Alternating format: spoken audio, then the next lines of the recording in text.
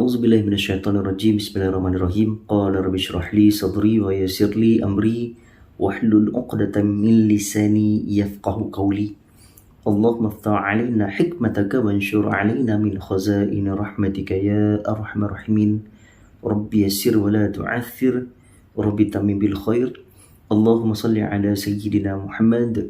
اللهم صل على سيدنا محمد. Jadi Assalamualaikum warahmatullahi wabarakatuh kepada rakan media sosial saya dan semua yang dirahmati Allah dan juga dicintai oleh Rasulullah sallallahu alaihi wasallam. Hari ini saya nak kupas isu ataupun topik berkaitan dengan sakaratul maut. Tuan-tuan dan puan-puan yang dirahmati Allah Ta'ala sekalian, kita tak dapat nak jangka bahawasanya bila tarikh kematian kita, yang kita tahu adalah tarikh kelahiran kita. Ia adalah perkara yang dirahsiakan oleh Allah Subhanahu Wa Taala ataupun perkara sam'iyat. Tuan-tuan dan puan-puan yang dirahmati Allah Subhanahu Wa Taala sekalian, dalam satu hadis Nabi sallallahu alaihi wasallam yang berbunyi Bismillahirrahmanirrahim, tuqbalu taubatul abdi malam yugharghir, yang bermaksud taubat seorang hamba masih diterima oleh Allah Subhanahu Wa Taala selama ruh belum sampai di tenggorokan. Hadis riwayat At-Tirmizi dan Ibnu Majah. Tuan-tuan dan puan-puan yang dirahmati Allah Subhanahu Wa Taala sekalian, hadis ni sebenarnya nak menceritakan bahawasanya kita masih lagi sempat bertaubat kepada Allah SWT di atas apa yang kita lakukan.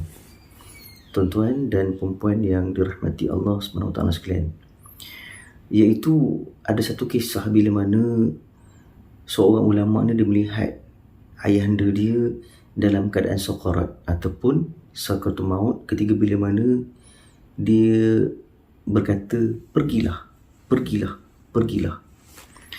Lalu pada ketika itu dia ternampak iaitu ada iblis yang sedang menggigit ibu jari kaki ayahanda dia tadi, ketika bila mana dia ternampak iblis tadi masih lagi mengganggu kepada ayahanda dia tadi dalam keadaan sakarat.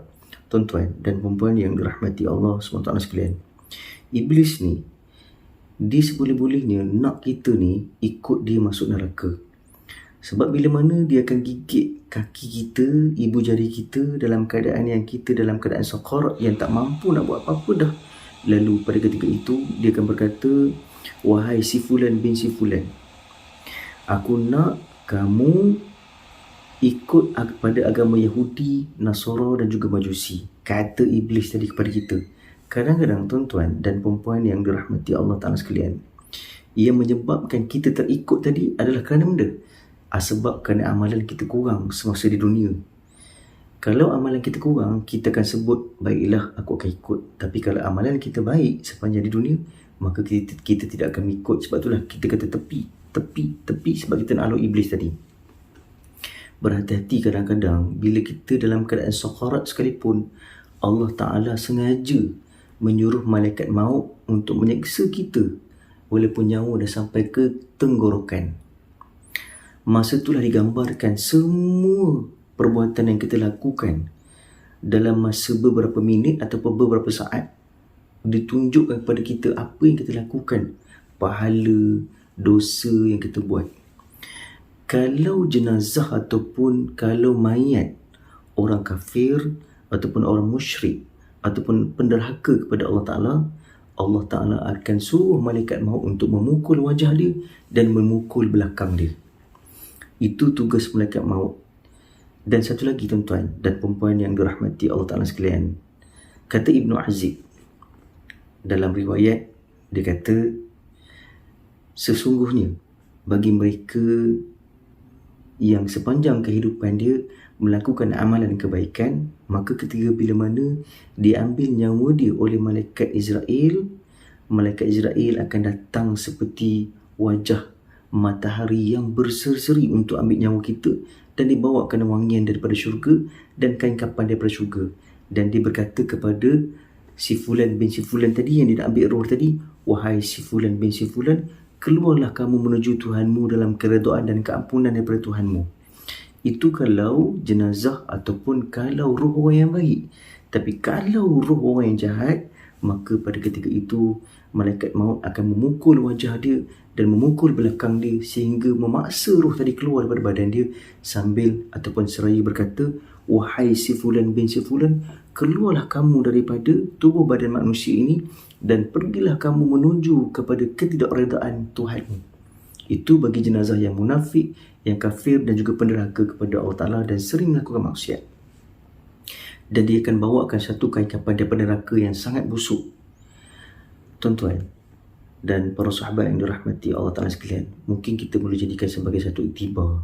Sebab kadang-kadang kita tak tahu bila kita nak mati. Kadang-kadang sakarat ataupun sakaratul maut yang kita nak hadapi ni sakit sangat-sangat. Seperti bila mana kata para ulama, iaitu ibarat macam kita bernafas di dalam lubang jarum yang kecil. Sampai macam tu sekali sakit ataupun seksanya bagi mereka yang dalam keadaan sakarat. Seperti mana iaitu bernafas dalam lubang jarum yang kecil. Kita tengok kalau kita jahit baju, lubang jarum tu besar mana sangatlah yang kita boleh mampu untuk bernafas dalam dia. Itulah azab yang akan dikenakan pada mereka penderhaka-penderhaka kepada Allah SWT. Kita sempat lagi untuk bertaubat, tuan-tuan dan puan-puan yang dirahmati Allah Ta'ala sekalian. Video ni bukan untuk menakut-nakutkan anda semua, tapi sekadar teguran untuk diri saya dan semua yang kita ni kadang-kadang kita terlupa dan juga alpa. Dan kita kena minta kepada Allah Ta'ala, ya Allah